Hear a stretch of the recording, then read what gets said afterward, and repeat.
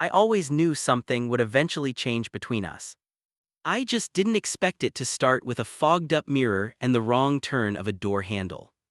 The bathroom had always been my little escape, not because of its cracked tiles or weak water pressure, but because it was the only place in our apartment where I could just be. In a cramped two-bedroom, peace was rare. I was halfway through brushing my teeth, shirtless, a towel hanging loosely on my hips when the door creaked open. No knock, just that soft scrape of wood against the floor, followed by footsteps that sounded like they belonged there. He did this all the time, walking in without warning. But somehow this time felt different. "Dude, I need my charger," he said casually, like I wasn't standing there half-dressed. He was already halfway in before I could even turn around. Our eyes met in the mirror. His caught mine, surprised, like he hadn't expected to actually see me there. He froze for a second, then looked away too quickly, pretending nothing had happened. As if his gaze hadn't lingered just a little too long. "Top drawer," I mumbled through the toothpaste. He didn't say thanks, just grabbed the charger and left like it was nothing. But it wasn't nothing, my heart was pounding. That was typical of him, showing up at the wrong time, somehow making even the quietest moments feel louder. He had this effortless way of being, laughing at his own bad jokes, sprawled on the couch with his hoodie up and one sock missing, blasting late-night music that somehow made me feel less alone. We'd been roommates for almost a year, thrown together by a university housing app. He was all denim jackets, lazy confidence, and a voice so deep he could make "pass the salt" sound meaningful. I was the opposite, careful, quiet, always overthinking everything. We shouldn't have worked, but somehow we did. Between late-night pizza runs and early morning coffee, we found our rhythm, not quite friends, not just roommates, something in between. A gray space I kept stumbling into without meaning to. And there were moments I couldn't stop replaying. The night he fell asleep beside me during a movie and didn't move away, even when I didn't either. The time our fingers brushed reaching for the same bowl of popcorn. The way he sometimes looked at me, like he knew something I hadn't said out loud. But I buried it. Because what could ever come of it? He dated girls, he teased me about my playlists. He laughed when I organized the fridge by alphabet. Still, every time he stood too close or laughed too hard at something I said, that small, stubborn hope sparked again. This weekend, we were heading upstate for his cousin's graduation. He'd called it a chill escape, just the two of us at his aunt's cabin, separate rooms, obviously. I'd said yes before I really thought it through. Now, with our bags by the door and a half-empty bottle of body wash in my hand, I wondered if this trip would finally push me over the edge I'd been balancing on for months. He knocked on the door frame this time, maybe making up for last time. "Ready in 10, he asked, leaning in with that familiar smirk, half apology, half dare. I nodded, yeah, just finishing up. He disappeared, and I stared at the mirror like it might give me answers. Something was shifting. I could feel it in the way he looked at me, and in the way I'd stopped pretending not to care. Whatever happened out there in the quiet woods, something between us would either break or finally fall into place. The drive out of the city was painted in sunlight and music. We argued over the playlist for 20 minutes before calling a truce, his loud anthems mixing with my soft, moody songs. It was like everything else with us, a push and pull that somehow worked. He drummed his fingers on the steering wheel, singing off-key to a song I secretly loved. "You know you're off-key, right?" I teased. "I'm not off-key," he grinned, "I'm expressive." I rolled my eyes but smiled toward the window, watching the skyline fade into trees and open sky. It amazed me how easily he'd slipped into my life, how natural it felt, like something I didn't know I was missing until he was there. We met 10 months ago during a painfully awkward roommate interview. I'd shown up with a checklist. He'd arrived late, coffee in hand, hoodie half-zipped, completely unbothered. I almost said no, until he noticed the graphic novel on my desk and spent 10 minutes talking about the author's other work. He wasn't faking it, he actually knew it, that's what hooked me. Since then, we'd shared groceries, synced laundry days, and fallen asleep on opposite ends of the same couch more times than I could count. I learned the way he tugged at his collar when he was tired, and he noticed how I tapped my pen 3 times before saying something I wasn't sure about. Small things, subtle, almost intimate, but never spoken out loud. The cabin appeared just after noon, a little crooked, tucked into a clearing that smelled of pine and earth. He parked, stretched, and groaned, "God, my back." "You sure you don't want me to drive back?" I offered. He raised a brow. "You mean after you said you don't trust me behind the wheel, you meant that lovingly, right?" I laughed and grabbed my bag. Inside, the cabin was warm and cozy. His aunt had left snacks and a note about the canoe key. He dropped his backpack on the couch. "2 bedrooms," I said, reading the signs on the doors. "Oh, about that," he began, avoiding eye contact. "One's being renovated, ceiling issue, guess we're sharing." I froze. "You're kidding." He shrugged. "Only 1 bed, but it's huge. Don't worry, I don't snore." "I've heard you snore," I said, trying to sound amused. He grinned. "Then it's fair." He wasn't wrong. We'd fallen asleep on the same couch more than once. Still, this felt different. The space was small, the air heavier somehow. "I can sleep on the floor," I offered, though the thought made my back ache already. He leaned against the doorway, arms crossed, eyes steady. "No need, we'll make it work unless you're scared you'll roll over and cuddle me in your sleep." I laughed as if. But the way his lips curved told me he wasn't entirely joking. The rest of the day passed in that same strange mix of comfort and awareness.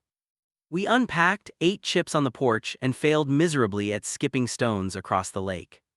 Something was changing, slowly, quietly, and I couldn't tell if it scared me or if it finally felt right. I took photos of the trees while he struck ridiculous, dramatic poses in front of them, pretending to be a model. He made me laugh harder than I wanted to admit. And yet, beneath all that noise and laughter, there was a quiet hum, a steady awareness of how close he was. How easy it would be to reach out and touch him. And how dangerous that thought had become. That night, we got ready for bed in the tiny bathroom, sharing the single sink. He stood beside me, brushing his teeth, shirtless, hair still damp from his shower. Our shoulders bumped once, then again. "Move over," I mumbled. "I'm literally on the edge. You take up more space than humanly possible."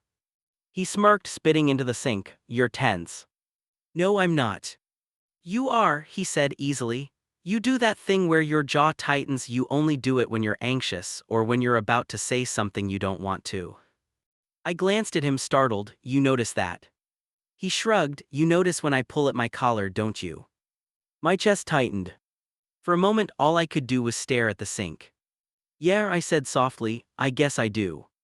He looked at me through the mirror. "You're not that hard to read," he said quietly. "You just think you are." I didn't know how to respond to that, so I didn't.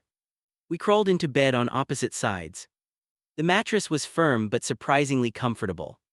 The only sounds were the rustle of leaves outside and the soft rhythm of our breathing. He lay on his back, hands behind his head, staring at the ceiling. "You good?" he asked after a while. "Yeah," I said. But I was. Because every inch of space between us felt like a lie. And part of me wondered if he felt it too. The next morning, we set out to hike the trail that looped around the lake. Mostly because he wouldn't stop teasing me about needing real fresh air before my city lungs gave out. I packed water and snacks while he filled a small daypack, cracking jokes and tossing a banana at me like we were heading out on some great expedition. The trail started easy, sunlight filtering through tall trees, the ground soft with pine and moss. We fell into step naturally. He walked slightly ahead, turning every now and then to smirk when I lagged behind, taking photos of oddly shaped rocks or tree roots that looked straight out of a fantasy novel. "You always do that," he said, watching me with a grin. "Do what?" "Take a photo, stare at it, then take another from the exact same angle. I like finding the right frame." He gave a dramatic sigh, so artistic, so tortured. "Shut up," I said, but I couldn't help smiling. That was us, easy teasing, easy silence. But today, something else lingered underneath it. A current I couldn't ignore. Maybe it was the way he grabbed my wrist to pull me along when I slowed down, his touch warm and casual, but impossible to stop thinking about. Maybe it was the way I watched his shoulders move under his shirt. Or how the back of his neck flushed when he laughed too hard. Or maybe it was just that no matter how much I told myself we were only friends, every part of me wanted more. We reached a rocky overlook about halfway through.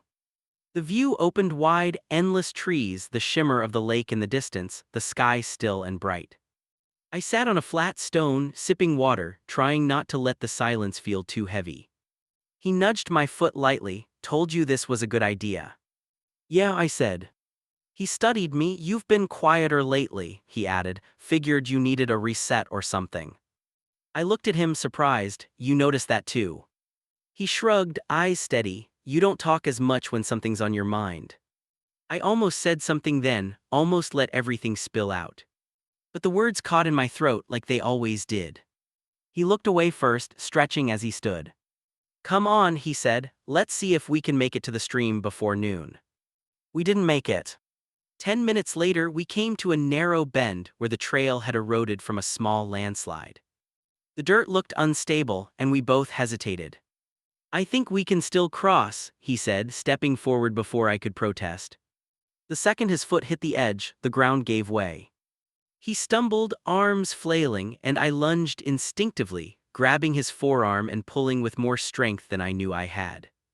He crashed into me hard, and we fell backward into the dirt in a tangled heap. I felt every inch of him, his chest pressed to mine, his sharp inhale, his hand gripping my side like he was still steadying himself. Neither of us moved.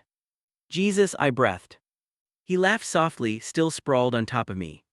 You really don't like nature, huh? You almost fell off the trail, I snapped. Why would you step there? I thought it would hold. Well, it didn't. He shifted to roll off me, but not before his hand brushed across my stomach, a fleeting touch that made my skin tighten and my breath catch. I sat up quickly, brushing dirt from my hoodie, trying to steady my hands. You okay? He asked, serious question. I'm fine. You're not hurt. No, I'm fine. He studied me, brow furrowed. You're mad. I'm not mad, I'm just. I stopped, pressing my lips together. The words I wasn't saying were louder than the ones I did. Just what? He asked, quieter now. I don't know, I said finally. Forget it. But forgetting wasn't that simple. The path ahead was blocked, so we turned around, taking the longer way back. The trail climbed uphill, slower, heavier. Clouds gathered overhead, dimming the light. Even though the forecast had promised clear skies, the air between us felt like the weather, thick, charged, waiting to break. At one point, my foot twisted on a root. Pain shot sharp through my ankle, and I stumbled with a curse. He was at my side instantly. What happened? I'm fine, I lied. He frowned. Sit down. I don't need to. Sit, he said again, gentler this time. I gave in, sinking down onto a patch of moss. He knelt in front of me, lifting my foot carefully. Does it hurt here? He asked, pressing lightly near the joint. I flinched. His brow furrowed. We should head back slowly, I'll help you. You don't have to. I'm not leaving you limping back alone. He stood and offered his hand. I hesitated, then took it. His grip was firm, grounding. He slipped an arm around my waist, steadying me as we walked. Suddenly, walking was the least of my problems. His body was warm against mine, his scent, a mix of soap and sweat, filling the air between us. Every step sounded like my heartbeat echoing in the woods. You okay? He asked again, voice close to my ear. Yeah, I said quietly, just tired. He didn't reply, but he didn't let go either. By the time we made it back to the cabin, my ankle throbbed and my thoughts were worse. He eased me onto the couch and disappeared into the kitchen for ice and painkillers. When he came back, he knelt again, wrapping the ice pack in a towel before pressing it gently to my ankle. His fingers brushed my skin, feather-light, but impossible to ignore. Better? He asked. I looked down at him. His face was close, too close. I could see the freckles across his nose, the faint stubble on his jaw, the crease of worry between his brows. Yeah, I said softly, thanks.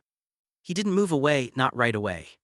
His eyes caught mine and something passed between us, raw, unspoken. I felt it. And I knew he did too. He broke the silence with a small smile.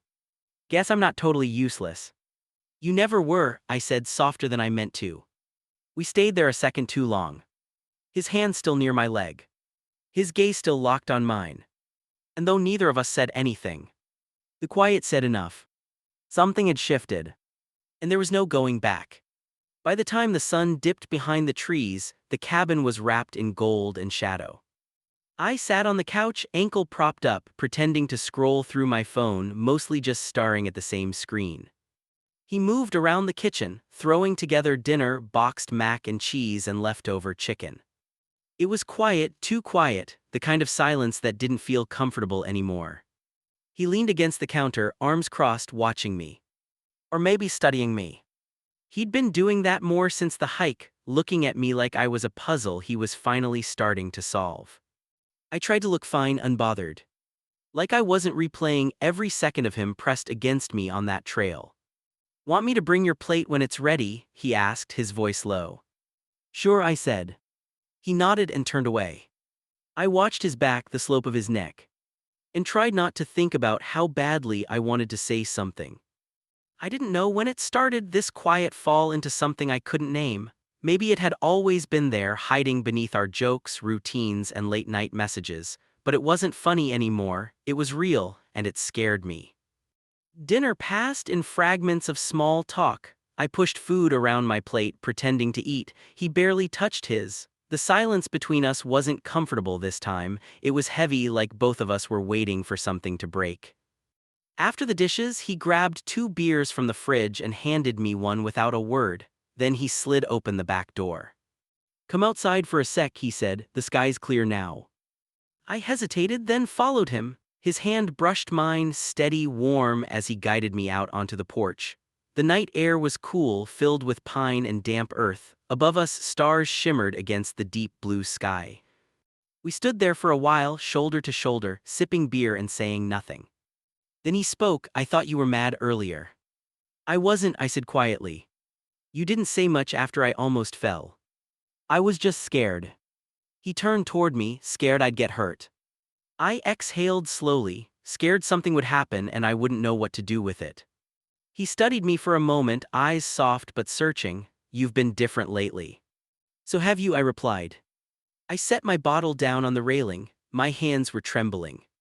"You've been looking at me differently, touching me more, like you're trying to say something." He didn't deny it, he didn't need to, the silence said enough. "Why?" I finally asked. He took a slow breath before answering. "Because I'm confused, because I've been feeling something I don't know how to name, and I've been trying not to." My heart thudded in my chest. "You're not the only one," I whispered. He stepped closer. "You feel it too." I nodded. For a while now, I just didn't want to ruin what we have. The world seemed to shrink around us until it was just him and me, and all the things we'd never said. He ran a hand through his hair, eyes flicking away. "I've never felt this way about a guy before." "I know. I don't even know what this is. I just know that when you go quiet, I feel like I'm losing something that matters."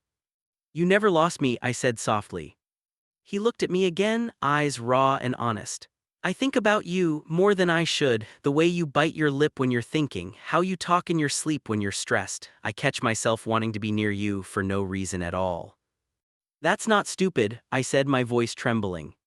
"It feels like it should be," he murmured. "Because this wasn't supposed to happen. You're my friend, you're safe, but now I can't stop wondering what it would feel like to." He stopped himself, searching my face. "Is it okay to say that?" I nodded. "Yeah, it's okay." His voice lowered, almost a whisper. "So what do we do with this?" I took a deep breath. "We stop pretending it's not real."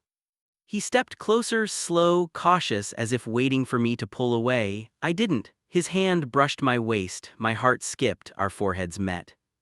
"I'm scared," he said quietly. "Me too," I breathed, "but I still want to try." And then he kissed me. It wasn't perfect or planned, it was hesitant, unsure, but it was real. When I kissed him back, something inside both of us finally gave in. His hands tightened gently at my sides, mine tangled in his hair. The world tilted and settled again, softer this time.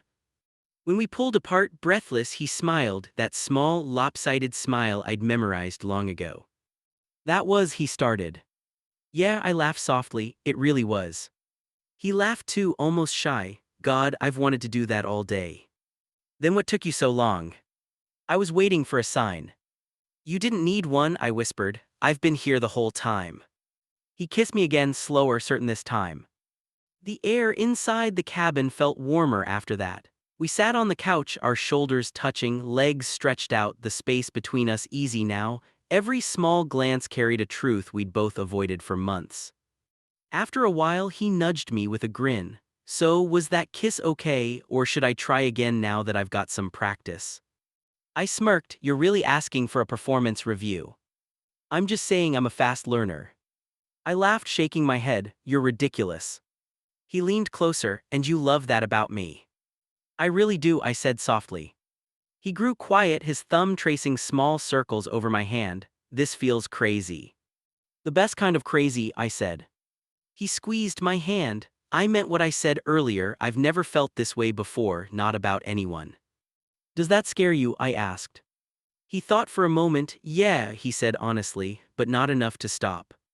I smiled. I was scared too, scared that saying something would ruin everything, but staying quiet started to hurt more. He nodded, eyes steady on mine. I don't want to go back to before. Me neither, I whispered. He shifted closer, pulling my hand into his lap. So, what now? I smiled. Now we figure it out slowly together. He smiled back. You always say that together. I mean it, I said. I know, he replied, squeezing my hand. And for the first time, it felt like we were finally exactly where we were meant to be. Then he lifted my hand and kissed the back of it, soft, certain, and my heart stuttered again. There was something about that quiet closeness that felt even more intimate than the kiss itself. The space between us had changed, more open, more fragile, more real, and somehow safer than ever. People might be surprised, he said after a pause. Us, I asked. Yeah, he smiled, but they'll get over it. You're kind of fearless, you know that, he added. Only when I'm with you. That made him laugh, his real laugh, the one that crinkled the corners of his eyes. He looked at me for a long moment, his expression softer than I'd ever seen it. Can I tell you something kind of embarrassing? I raised an eyebrow. You just kissed me under the stars, go ahead. He scratched the back of his neck, a little sheepish. Last month I almost told you how I felt. You'd fallen asleep on the couch during that dumb sci-fi movie. And I just sat there thinking, this is it. This is the person I want to fall asleep next to for a long time. I stared at him, my voice small. Why didn't you say something then? He shrugged lightly. Because you looked peaceful and I was terrified. I leaned my head on his shoulder. You should have said it. Yeah, he said softly, but I think I like how it happened better. Me too. The fire crackled quietly in the corner, low and warm. I shifted, resting my head in his lap, and he didn't hesitate. His fingers slid gently through my hair, combing slow and careful. What happens when we go back? He asked after a while. Real life, friends, family, the whole thing. We take it one step at a time, I said. No pressure, just honesty. He nodded quietly. I don't want to be confused anymore. Then don't be, I whispered. You want this right? He asked, his voice low. He looked down at me, eyes full of something bright and heavy all at once. I do, I said, and somehow that was all I needed to hear. We didn't have all the answers, there would be awkward moments, hard conversations, things to figure out. But right then, none of that mattered. What mattered was his thumb tracing slow circles on my shoulder. Our breaths falling in rhythm, and the way I finally felt like I wasn't hiding anymore. We didn't need perfect, we just needed this. Morning came soft and slow. Not awkward, just quiet, like the world had paused to give us a little more time before everything else began again. Sunlight spilled across the cabin walls in pale gold stripes. I was already awake, lying on the couch with a blanket half draped over me. He sat on the floor by my feet, back against the couch, coffee in hand. We didn't speak for a while. It wasn't an uneasy silence, just the kind that didn't need words. I watched him, his shoulders relaxed, his hair still messy from sleep. The quiet curve of his mouth making my chest ache in the best way. How's the ankle? He asked, eyes still on his coffee. Better, I said, flexing it gently. Not marathon ready, but I'll live. He smiled, glancing up. Good, I'm enjoying having an excuse to baby you. I snorted, you're enjoying it a little too much. He grinned and leaned his head back against the couch where my hand rested. His cheek brushed my fingers. You know, he said. I didn't pull away. I tilted my head, meaning. We could leave later, no rush. You sure? You were the one who said we had to be out by 10. He shrugged, grinning. I think I've earned the right to break my own rules. Just want more time alone with me, huh? Exactly. He said it so easily, so sure that I couldn't stop smiling. It amazed me how different everything felt now that it was out in the open, lighter, deeper, easier. I'm not gonna lie, I said after a pause. I'm still kind of terrified about what happens next. I know, he said, reaching up to lace our fingers together. But I'd rather face it with you than go back to pretending none of this happened. Same, I whispered. He looked up, eyes warm. Then let's not pretend, not with our friends, not with ourselves. Let's just be whatever we are together. A quiet stretch between us, not empty but full, like a promise forming. We packed slowly after that, not because we were lazy, but because neither of us wanted to rush the ending. Every motion, folding blankets, brushing crumbs from the counter, sliding our bags into the car, felt like part of something bigger. A quiet ritual marking the end of one chapter and the start of another. When we finally stepped out onto the porch for one last look, he turned to me and reached into his pocket. I almost forgot, he said, pulling out a small keychain. It was a tiny compass, the cheap metal worn smooth around the edges. This was on the cabin key, he said, pressing it into my palm. Figured you should keep it so you always find your way back. I looked down at it, then back at him. My throat tightened, but in a good way, warm and full. I'll keep it safe, I said, closing my fingers around it. Even if the compass doesn't work, he teased. It's symbolic, I smiled. Exactly what I thought. We stood there for another quiet moment, watching the wind move through the trees. I reached out and slipped my hand into his. He looked down at our joined fingers, then up at me. This okay? He asked. It's more than okay, I said. And it was. There was something grounding in the feel of his hand in mine. Like all the messy, complicated emotions had finally settled into something simple and real. As we walked down the steps toward the car, he nudged me with his shoulder. So, he grinned, are we telling people or playing it cool for a while? Depends, I said. You ready for your mom to text me 20 questions the second she finds out? God no, he groaned. Then we wait a bit. Fair. We slid into the car, doors closing in sync. For the first time on the whole trip, the silence between us didn't feel like something to fill. It felt like something to share. He glanced over before starting the engine. One last question. Shoot. What's the first thing you're gonna do when we get back? I smiled, order a pizza, then maybe kiss you again. Depends on how charming you are during the drive. He grinned, challenge accepted. As the car rumbled to life and the road stretched out before us, I turned the compass keychain over in my hand. It didn't point north, but it didn't have to. Because I already knew where I was going. And this time, I wasn't going alone.